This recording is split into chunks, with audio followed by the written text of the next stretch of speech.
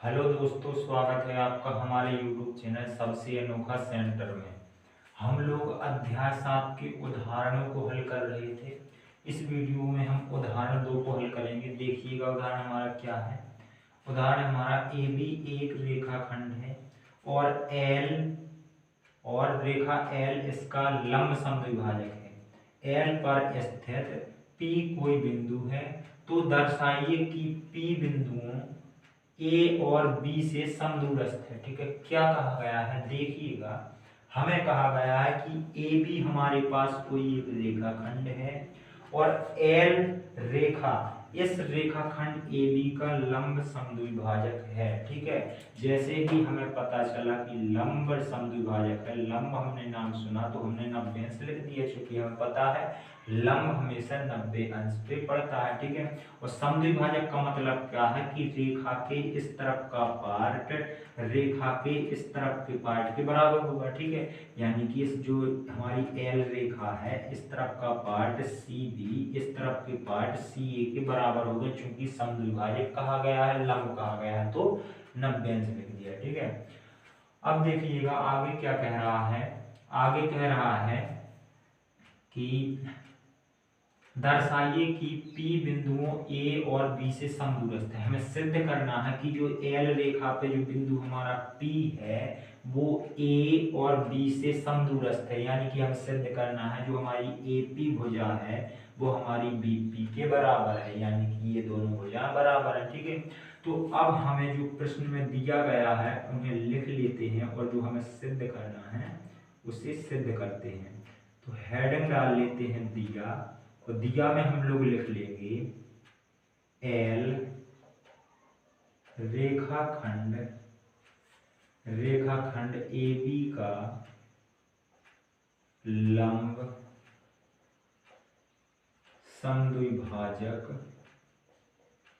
है। ठीक है, लंब समद्विभाजक है, अर्थात हम क्या कह देंगे, अर्थात जो हमारा कोण पी सी ए है वो कितना है हमारा 90। चूंकि लंब समद्विभाजक है तो हम लिख देंगे कोण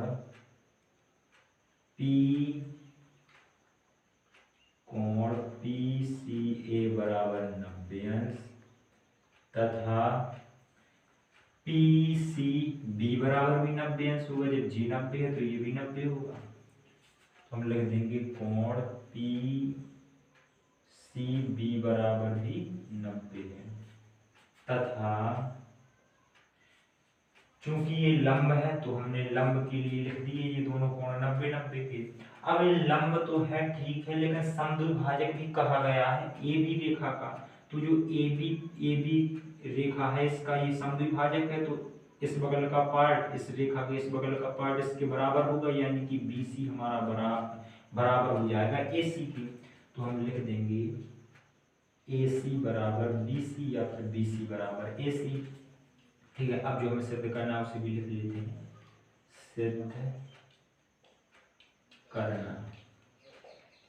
सिद्ध करना है हमें पी ए बराबर पी बी, इन्हीं दो भुजाओं को तो हमें बराबर सिद्ध करना है, तो हम लिख देंगे पी ए बराबर पी बी। अब देखिएगा, अब सिद्ध करने के लिए हम डालेंगे उपपत्ति हेडिंग और यहां से हम सिद्ध करेंगे। अब इन दोनों को हम बराबर कैसे सिद्ध कर सकते हैं देखिएगा। यदि हम इन दोनों त्रिभुजों को सर्वांग सिद्ध कर दें तो फिर इन दोनों को हम CP/CT यानी कि जो हमारा नियम होता है सर्वांग सम त्रिभुजों के संगत पार्ट बराबर होते हैं, तो हमारा ये बराबर हो जाएगा। जो हमारा AP है वो हमारा BP के बराबर हो जाएगा, यानी कि PA PB बराबर हो जाएंगे। ठीक है, तो देखिएगा अब हम इन दोनों को सर्वांग सिद्ध करेंगे, तो हम लिख लेंगे त्रिभुज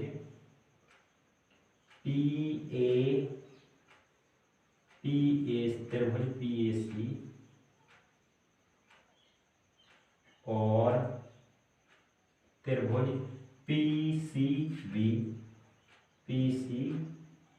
में। इन दोनों त्रिभुजों में हमें बराबर चीज क्या दिख रही है, हमें AC के बराबर BC पता है, अभी हमें दिया में अभी हमने लिखा है, तो हम लिख देंगे AC बराबर BC और ये हमें दिया गया है। ठीक है, अभी हमने दिया में लिखा ना, ये हमें दिया गया। ठीक है, दूसरी चीज क्या ढूंढ सकते हैं, दूसरा देखिएगा, इस वाले त्रिभुज में ये कोण, इस वाले त्रिभुज में ये कोण, दोनों 90-90 के हैं, यानी दोनों बराबर होंगे।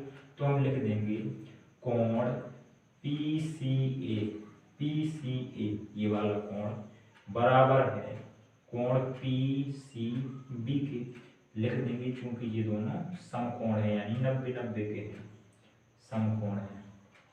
दो चीजें बराबर मिल गई। एक चीज हमें और देखनी है बराबर, फिर ये दोनों त्रिभुज हमारे सर्वांग हो जाएंगे। तो देखिएगा यहाँ पर हमारा PC दोनों त्रिभुजों में है, यानी कि PAC, इस त्रिभुज में भी ये हमारा PC है और इस वाले त्रिभुज में भी हमारा PC है।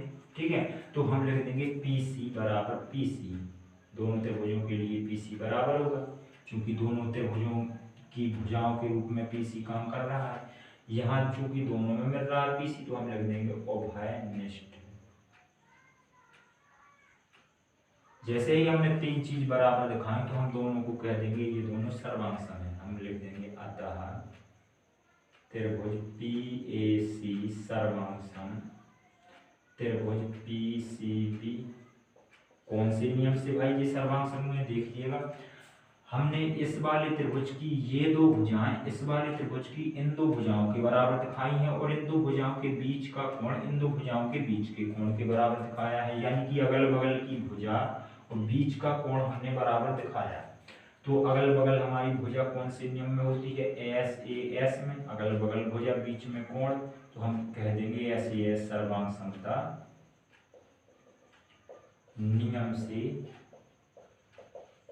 से ये दोनों त्रिभुज हमारे सर्वांग सम हुए हैं। ठीक है, अब हमें तो इन्हें दोनों को बराबर सिद्ध करना था, तो देखिएगा अब हम लिख देंगे, इसलिए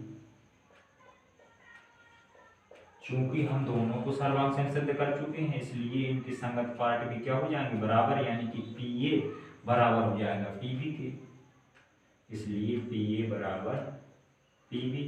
यहाँ पर लिख देंगे CPCT, यानी जो हमने ये बराबर किए हैं, ये दोनों हमने जो बराबर किए हैं, ये हमने CPCT से बराबर किए हैं, और यही चीज तो हमें सिद्ध करनी थी, तो हम लिख देंगे इति सिद्धम।